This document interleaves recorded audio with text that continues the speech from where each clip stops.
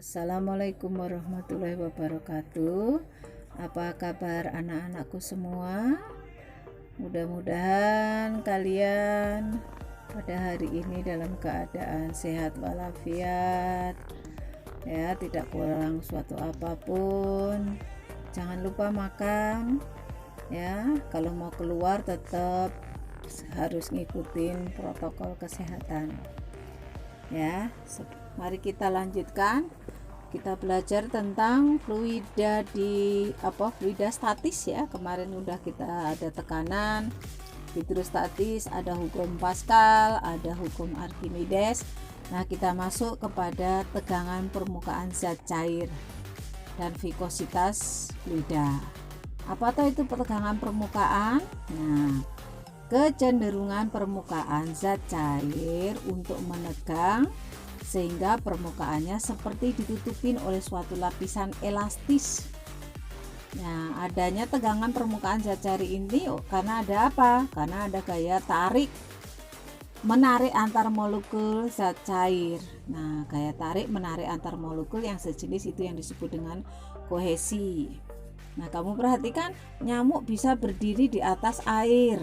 Nah, kemudian serangga bisa berdiri di atas air tapi tidak tenggelam. Coba kamu yang berdiri di atas air, ya tenggelam, kecuali kalau dalam Virowisa Ableng, ya, bisa jalan di atas air.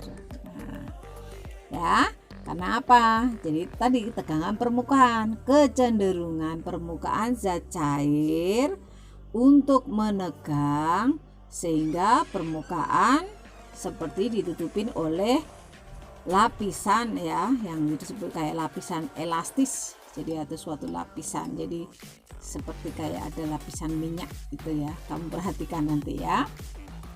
Nah, kemudian vikosi tegangan, ya, tegangan permukaan hanya terjadi di permukaan, bukan di dalam zat cair. Tegangan permukaan itu timbul karena adanya gaya kohesi zat cair tertarik ke bawah oleh berat benda, sehingga akibatnya resultan gaya ini membentuk selaput elastis pada permukaan zat cair. Nah, besarnya berapa? Nah, di situ ada permukaan persatuan panjang atau rho, ya, F sama dengan gaya berat.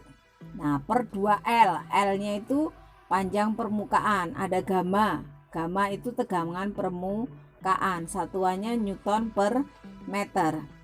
Gamma sama dengan F per D. D itu adalah 2L. Jadi F adalah gaya tegangan permukaan Newton, D panjang, ya. Jadi Newton per meter. Itu tegangan permukaan. Ya. Kemudian ada apa yang disebut dengan kapilaritas. Nah, berikutnya ada kapilaritas. Itu ada, kamu lihat di situ. Jadi ada pada air dan raksa itu ada perbedaan ketinggian. Ketinggiannya berbeda. Itu pada air, kamu lihat di sini air. Ini lihat susunannya dengan yang diameternya lebih besar ke kecil-kecil. Kalau pada air yang paling kecil, ya, diameternya itu yang paling tinggi. Kamu lihat permukaannya apa? Minikus cekung apa minikus cembung? Nah, dilihat di situ. Jadi ada cekung, ya, permukaan airnya adalah cekung. Nah, kemudian pada raksa justru yang paling tinggi yang diameternya besar. Yang diameternya kecil akan lebih rendah. Nah, jadi di situ gejala kapilaritas atau kapilaritas merupakan peristiwa naik turunnya permukaan zat cair di dalam pembuluh yang sempit, pipa kapiler. Ya. Gaya adhesi dan kohesi selain mempengaruhi pembentukan permukaan zat cair juga menyebabkan apa yang disebut dengan kapilaritas. Nah, contohnya apa? Air bisa menetes di ujung kain. Kalau biasanya kamu taruh tisu, masukkan ke dalam gelas. Nah, sedikit aja tisunya. Kemudian yang netes, lama-lama tisunya akan basah semua. Atau kamu celupkan habis pulang sekolah atau pulang dari pergi kemana, ada ember isinya air, kamu taruh kain. Lama-lama apa? Kain yang tidak tercelup semuanya itu akan basah semuanya. Ya. Bisa kamu praktekkan di rumah, itu pakai gelas diisi dengan air, kemudian bikin tisu, ujungnya tisu kamu tempelin di air sedikit. Dalam waktu beberapa menit maka tisunya akan basah semua, akan netes ke bawah. Ya. Minyak tanah naik melalui sumbu kompor. Air meresap ke atas tembok. Nah, kalau pada hujan-hujan kayak gini nih, ya, kadang-kadang ada rebesan dari tembok. Naiknya air melalui akar pada tumbuhan, itu kalau pada biologi. Menyebarnya tinta di permukaan kertas. Nah, di situ itu kapilaritas. Besarnya kenaikan atau penurunan zat cair itu nanti ya. Kenaikannya sebesar apa? W sama dengan M kali GW, itu kan berat. Ya, M kali G. Nah, ada gayanya. Kamu lihat di situ. Nah, kamu lihat ada apa itu namanya? Ya, bejana, kemudian ada kecil tabung kecil, ya, bolong atau pipet, ya, kamu punya es teh manis, pipetnya kamu taruh di atasnya, maka akan nongol di atas itu, di pipetnya itu ada air. Nah, di atas itu kan ada air, itu kapilaritas itu, ya. Atau kamu punya aqua gelas, kamu tusukin tusukannya, kamu diamkan dalam posisi tegak tusukannya. Nah, kamu lihat itu akan naik ke atas itu airnya. Nah, itu ada apa yang disebut dengan kapilaritas. Jadi kenaikan zat cair dalam pipa itu sebesar ada Y. Nah, nanti ada Y. Tapi ada gayanya. Gayanya sebesar di situ. Ada gamma. Gamma adalah permukaan, tegangan permukaan. Ya. Gamma kali 2 PR. Atau gamma cos 6 2 pi R. Nah, Y kenaikan kalau di buku LKS kamu, Y itu sama dengan 2 gamma cos theta per rho G R. Karena gaya sama dengan berat.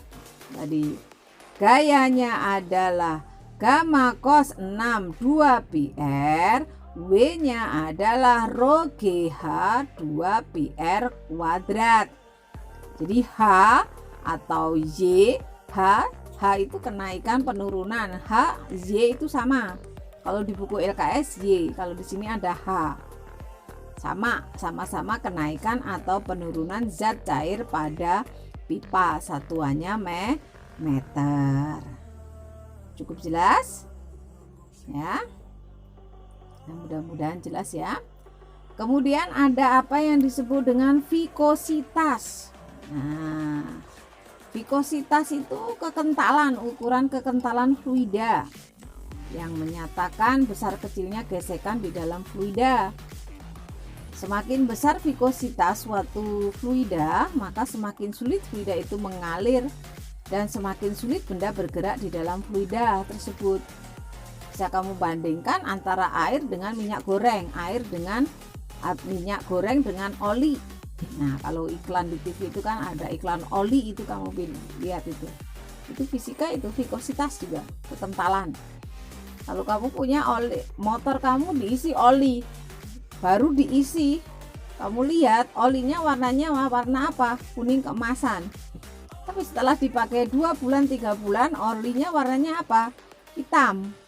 Kamu lihat apa? Tingkat kekentalannya, vikositasnya sudah berbeda. Nah, di situ. Ya, untuk fluida ideal vikositasnya 0. Tetapi jika untuk fluida bergerak dengan kelajuan tertentu di dalam pipa, nah gerak fluida akan dihambat karena gesekan fluida dengan pipa. Fs itu sama dengan K ya, karena huruf N itu kayak huruf N ke bawah ya koefisiennya, kali V ya. Kemarin tadi punya K itu 6 PR. Nah, F-nya adalah, F itu gaya gesekan Stokes, satuannya Newton ya.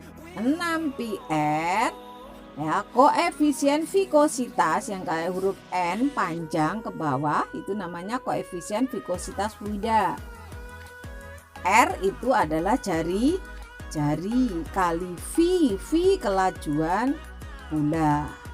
Nah, biasanya kalau tatap muka Ibu selalu punya pipa panjang, saya isi minyak goreng, kemudian air dan oli.